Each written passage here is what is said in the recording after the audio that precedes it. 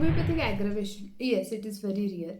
And why it happens, homeopathic aggravation मतलब क्या कि होम्योपैथी पेशेंट आपके पास आया, आपने होम्योपैथिक दवाई दे दी और उसके बाद जो है वो पेशेंट बहुत गुस्से में आपके पास आता है, क्योंकि भाई जिस ट्रीटमेंट के लिए मैं आपके पास आया था वो तो कुछ ठीक हुआ नहीं, ये तो और उल्टा बढ़ गया।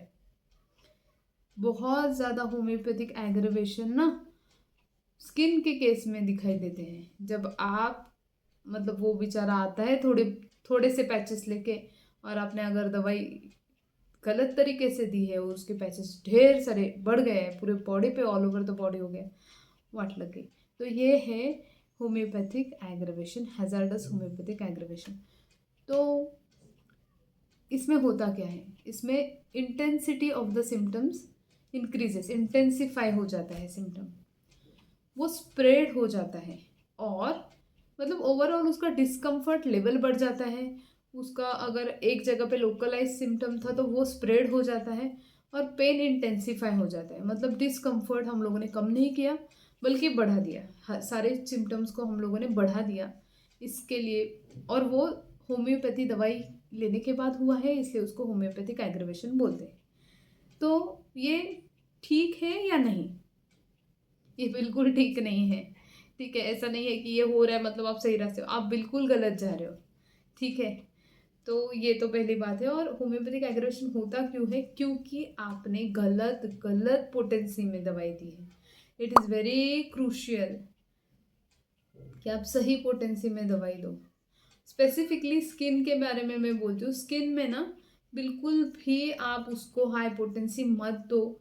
स्किन कंप्लेंट का अगर पेशेंट आता है उसको मिनिमल पोटेंसी दो, आप छोटी वाली पोटेंसी दो, क्योंकि सेंसिटिव है, स्किन पे है, और इसलिए आपको उसको धीरे से प्यार से हील करना है। That's why give the lowest potency.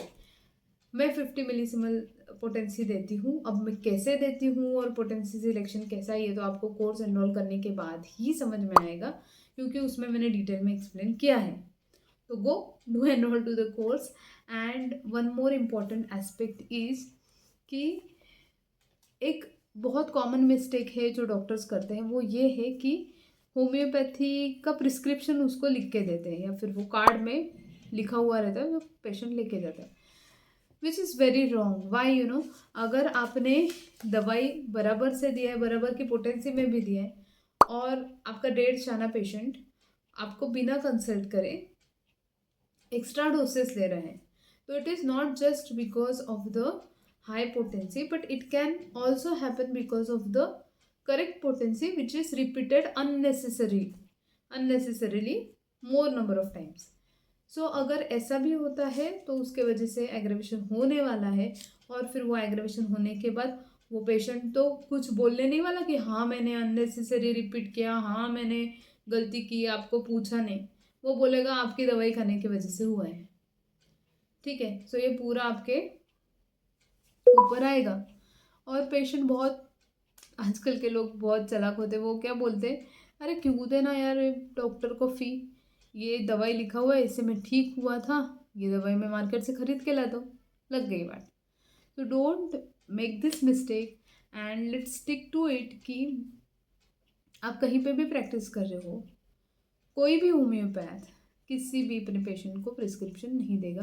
क्यों नहीं देगा? क्योंकि उसकी भलाई के लिए नहीं दे रहा है। समझ में आया ना? अगर पेशेंट पूछते कि अरे सारे डॉक्टर्स तो प्रिस्क्रिप्शन देते हैं, आप क्यों नहीं देते, तो बोलना आपकी भलाई के लिए नहीं दे रहा हूँ, और हम लोग नहीं देते।